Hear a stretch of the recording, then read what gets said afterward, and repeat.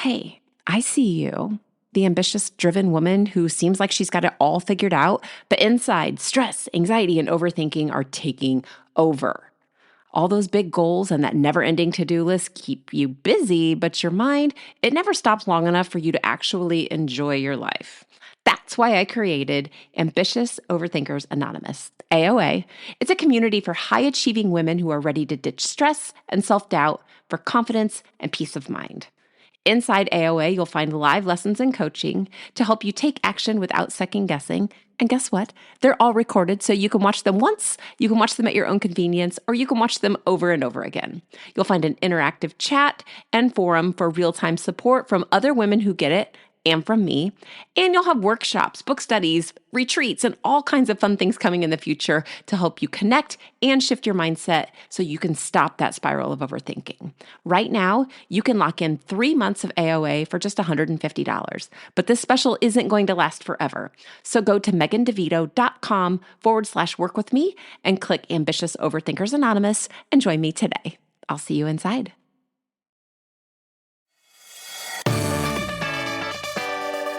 Hey there, welcome to the More Than Anxiety podcast. I'm Megan DeVito, and I help ambitious women break out of the anxiety spiral so they can stop overthinking and actually enjoy life. This podcast is all about real talk, simple shifts, and light bulb moments that'll change the way you think, feel, and show up for yourself and everybody else in your life too. You'll get straight up truth, actionable steps, and the inspiration to finally break free from the stress and second guessing. Let's get to it. Hey everybody, welcome to episode 132 of More Than Anxiety. I'm so excited that you're here this week. If we've not met before, my name is Megan. I am a life coach and I help high-achieving women learn to manage the stress and the anxiety inside of their bodies so that they can stop overthinking, so that they can hold boundaries, so they can stop people-pleasing and really feel confident about themselves, to have a calm sense in their body so that they can do the things they want to do and to find success in their personal life and in their careers. Today, I want to talk to you about boundaries and balance and why you feel stuck and how you can fix it. So if you feel like you're constantly pulled in a million directions and you're trying to keep everybody in your life happy while you're barely taking care of yourself, this episode is for you. Today, we're talking about boundaries, we're talking about balance, and we're talking about why the very things that you think will make you feel better are actually making you feel worse. We do this a lot with things. We have these very complex coping mechanisms, I guess is what I'm looking at there. Like, oh, no, I do this. It helps me feel better every time.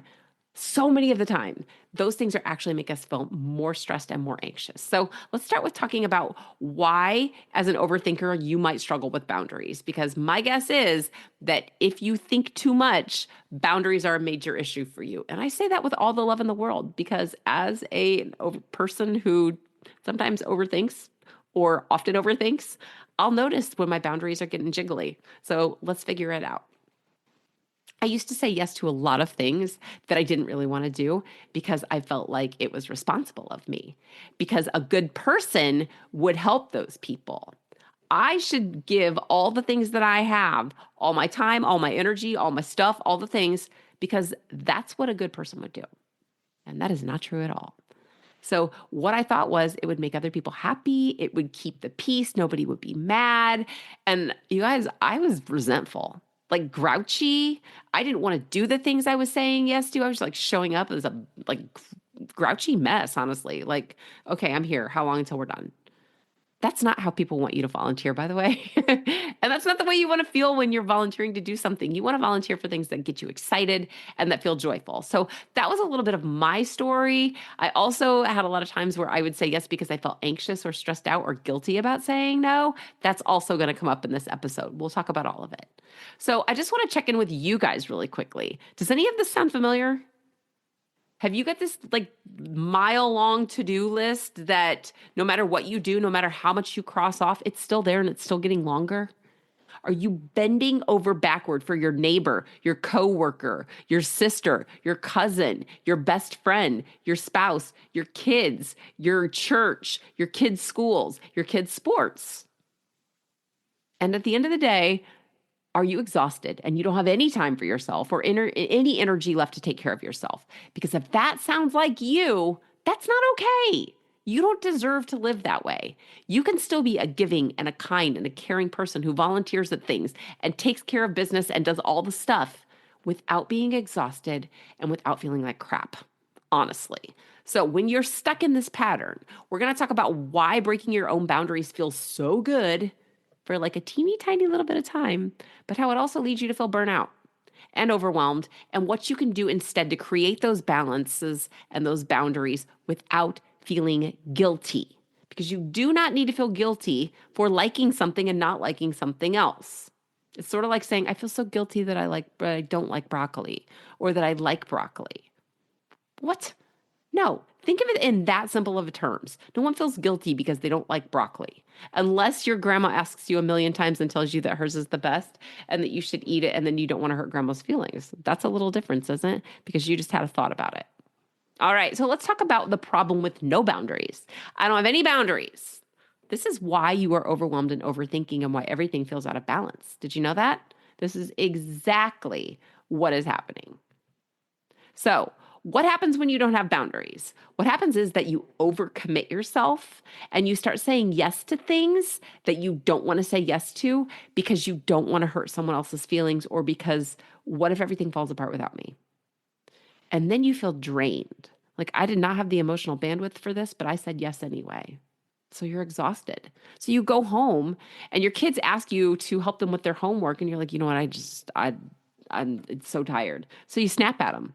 Or your husband's like, hey, I just made plans. I invited the neighbors over. We're going to like grill out. And then you're really mad because you do not have the energy to entertain, to clean your house, and to make food for the neighbors. But they're bringing food. I still don't want to do it. And then you start overthinking every decision. Why did I even say yes to that to begin with? Why did I just snap on my kids? Why can't I just be the mom that can do the homework? Why does it stress me out when the neighbors come over when I love the neighbors? So your anxiety goes up because this time that you have at home is not your time, because you're already overcommitted in every other area of your life. It needs to be your time at home. You need to have this place, a sanctuary, a safe space, a quiet place where you can be yourself, just you as a human, not as a mom, not as a spouse, not as an employee or a business owner or anything else. Just you doing what you need to do to take care of yourself. Another thing that can happen when you don't hold boundaries is that you start resenting the people that you love, right? All of a sudden, you're resenting your husband, you're resenting your kids, you're resenting the neighbors because they wanted to hang out with you. They just keep expecting you to say yes because you've done it for so long. And they're excited about that because they really like you. But you're tired and it's not working. You don't have any space for yourself. You don't have time for any hobbies. I mean, if you wanted to put in a garden, that's not getting done. You wanted to learn to speak Spanish? That's not getting done. You wanted to be able to travel more? Nope, that's not happening either. Your rest, your dreams, all of it. This all comes from not having a boundary around your time or your energy. So, what I want you to think about really quick here, this is just like a real quick reality check. If balance isn't about time management, what is it about? We all have the same 24 hours in a day, right? Why do some people have more time than others? It's about where you focus your energy. That's what it's about. So let's talk about why we break our boundaries. So first, we talked about why we don't have them at all. Now let's talk about why you create them, then break them. This is what's keeping you stuck. And I'm going to tell you a way that I can help you get out of this in a half an hour. It's super simple, but let's start with why it's happening. You have this really quick sense of relief, right? Like I dodged the bullet. So someone asks you to dog sit their dog for the weekend. So let's say you don't even really like dogs that well. You're like, they're fine. I don't dislike them, but I don't want one at my house. And they're like, can they come stay at your house? And you say yes, because you don't want to hurt their feelings. And you're sure their dog is fine. Their dog's always been fine at their house. I don't want it at my house, but yes, I'll do it. You say yes, and they're so grateful. They're so happy. Thank you so much for watching our puppy while we're gone. And you feel really good because, yes, look, they get to go. I feel good. It'll probably be fine for 5 minutes. 5 minutes. And then you're like, oh my God, I don't know what I just said yes to. I don't know how to take care of a dog. What if it needs to go for a walk? What if it poops on the floor? What if it tears something up? What if I leave it and it's sad? I don't even know what to do with this. What if it doesn't eat? But you said yes because it felt really good to make them happy for a minute. Yikes. Now you're stuck with the dog and you're starting to stress out about it because I don't know, should I Google this? What do I do? Do I call the vet? Do I have to do something special? What if it doesn't eat? What if it's angry because it's not at its house? You're starting to think a lot now, right? About all the things that could happen. And there's starting to be some resentment. Like, you know what? They know I don't have a dog. Why would they even ask me to watch their dog? And suddenly you're exhausted and you kind of want to cry because what just happened? How did this happen that I ended up with a dog? So why do you do this? Well, the first answer seems kind of obvious, maybe just to me, but people pleasing. You didn't want to upset your friend because you're a good friend, right? You're a good friend who wanted to be helpful, but you also didn't hold that boundary to, I really can't do that. I'm sorry. I'm afraid you're going to have to call somebody else. It's just not my thing.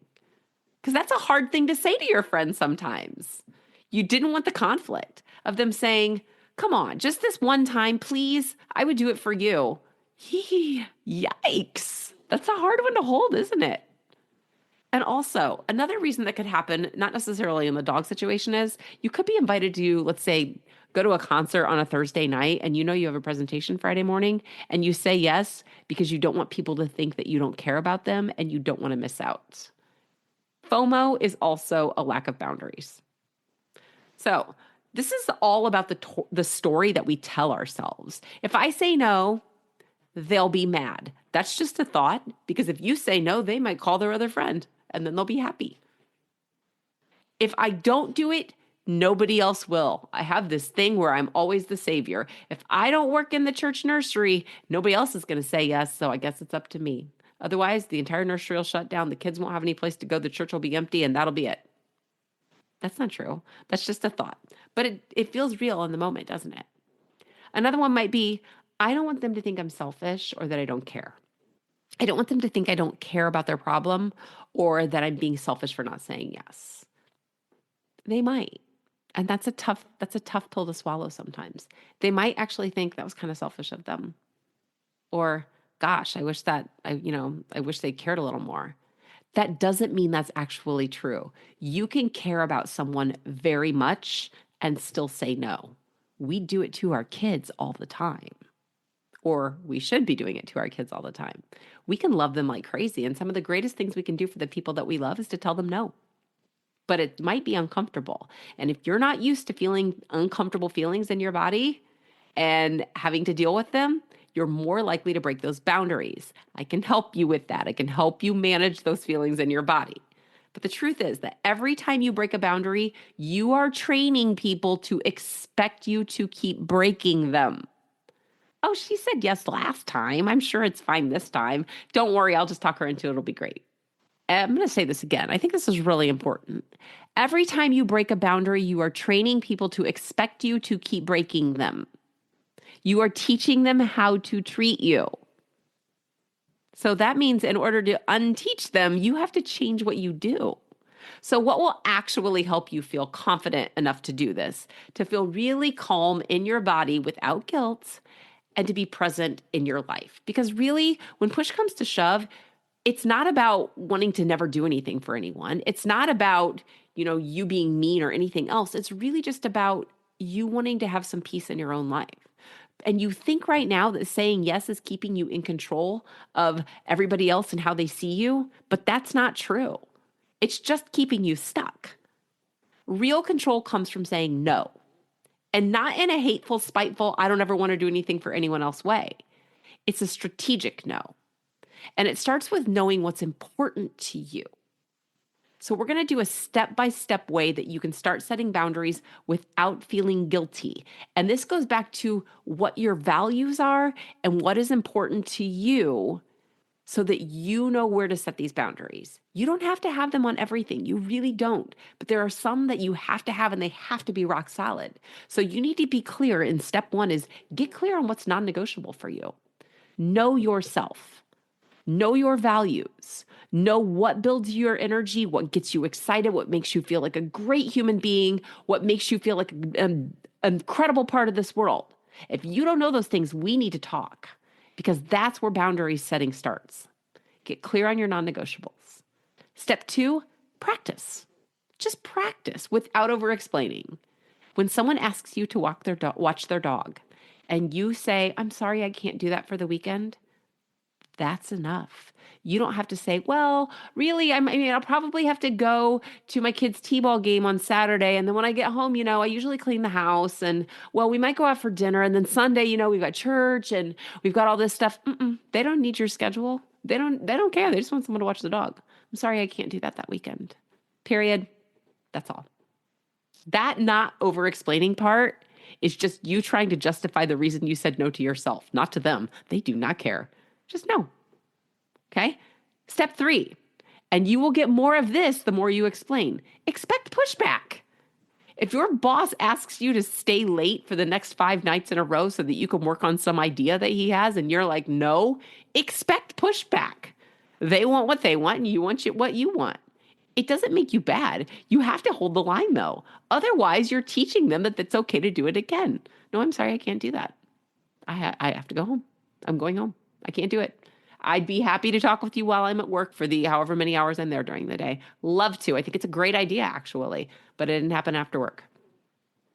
So this balance isn't really about making everyone happy, is it?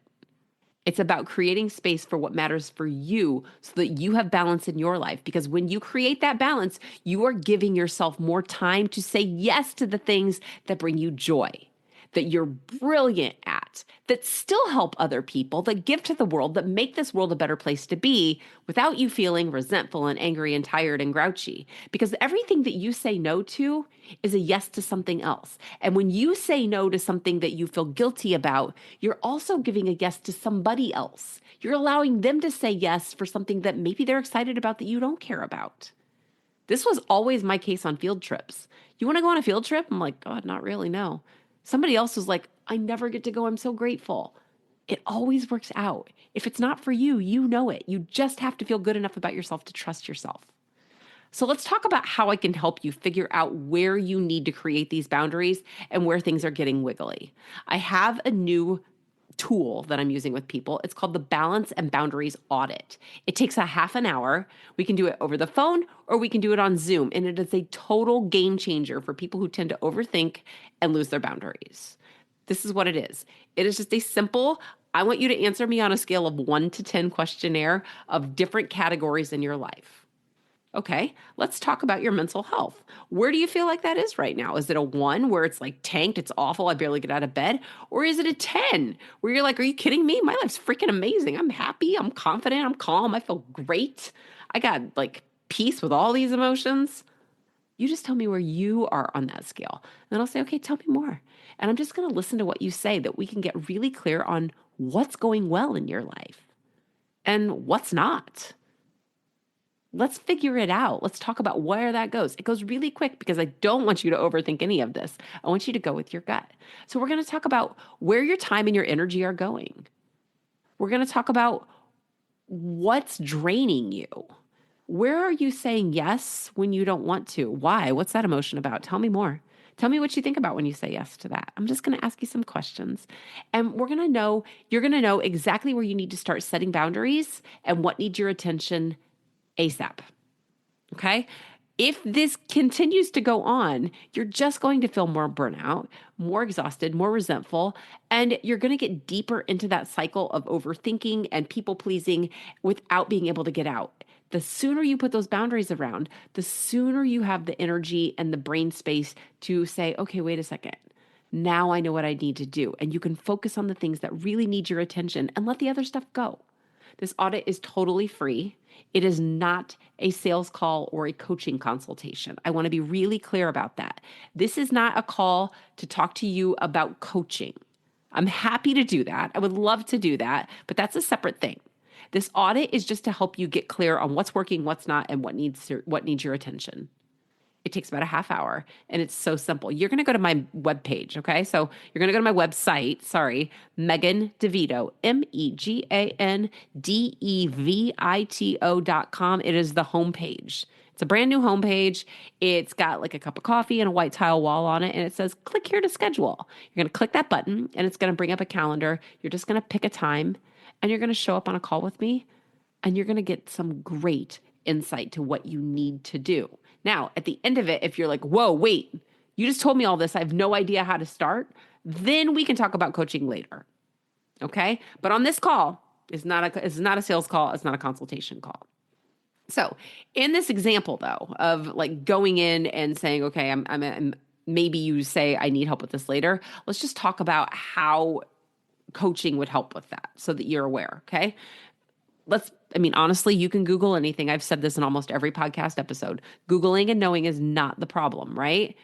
What you need to know, though, is a step-by-step way to set boundaries around the specific areas of your life that's much bigger than an audit. That is a coaching situation. So if it were that easy for you just to Google it, you would have already done it, right? Obviously, we can Google and chat GPT anything. If it were that easy, you would have done it. But finding those thoughts that are sticky, finding those habits that are sticky, that's a coaching situation. If that's where you want to go after the audit, great, we can talk about that. Let's talk about also how coaching provides you accountability and support and real life strategies that are tailored to you. I do not have like box of macaroni and cheese, like where it comes out the exact same for everyone every time coaching. That's not me. It would be really hard for me to check you on your stress and anxiety and check someone else on theirs and check someone else on theirs using the exact same questions in the exact same order. I don't do that. So coaching provides you accountability so that we can say, hey, that boundary, did you hold it? What were you thinking when you said yes when you wanted to say no? Tell me more. Let's see what it was like. So we have the accountability. You'll have support because we're going to come up with systems that work for you. And you're going to have strategies that fit your life, your circumstances. So I have a couple of different ways that you can do coaching. Again, this is different than the audit, but I have one is a group. It's called Ambitious Overthinkers Anonymous. It's AOA. This is a group coaching situation. It is $50 a month for a 3-month introductory package. You can sign up for that on my website right now. You just go to the Ambitious Overthinkers tab underneath Work With Me. Go there, sign up. You can be in the group. It's a monthly membership. You can stay as long as you want. But for right now, you can do, like if you're listening to this when the episode first comes out, you can get 3 months for $150. Every Monday I come on and I teach you a lesson about some topic related to, stress, anxiety, overwhelm, burnout, people pleasing, boundaries, what are the best books that you can read? What are the best things you can do? This week today, actually, I just recorded the 4th week and it's all about goals. Like, why should you even do them? What about when you don't like them at all? How do you handle the fear of being like a failure if you don't reach them? It's all on there. So that's all live and it's all recorded. You can watch it anytime you want. The second thing that happens in AOA is that on Wednesdays, we do group coaching. So you come in, you bring all your questions from the class that we had on Monday, and you ask them. And you say, I do not understand how I'm ever going to make this goal. I'm terrified of it. And let's figure out why. And then if you want to go into other issues in your life, absolutely, you can bring those to group coaching. We have a forum, we have a chat on the app, and you get to post all of your successes. You can share pictures of your dogs. You can do all of that stuff. And as we grow, we will continue to do more fun things like book studies, retreats, all that kind of good stuff. So that was the first option of coaching. The second one is just my traditional one-on-one coaching where you get me one-on-one once a week for 24 weeks. That's also available if you go to the Work With Me tab on my website. And if you want to talk more about what either of those things look like, schedule a time to talk with me. I'll just jump on the phone and you can ask me all your questions and I'll tell you what coaching's like. You can decide if you like me. I'll decide if you're the right kind of client for me and if I'm the right coach for you.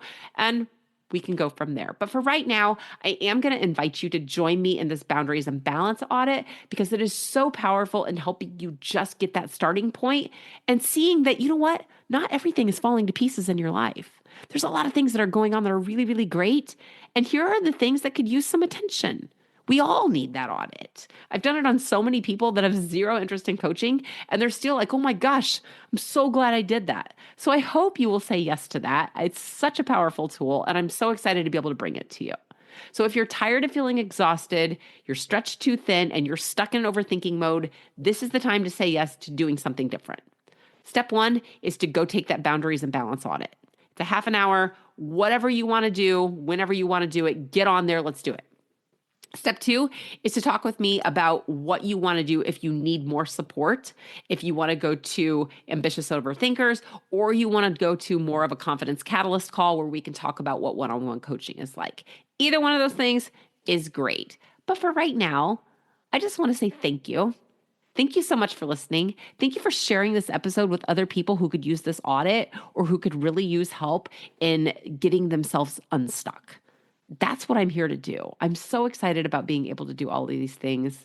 And guys, just thank you so much. I'm so grateful for every single time that you listen to this episode or to this podcast. So remember, you are not here to be everything for everyone. You are here to live a life that feels good to you, that benefits all of society. And you can do both of those things at the same time. Boundaries are not walls. They are flexible and they are doors to the life that you actually want to live.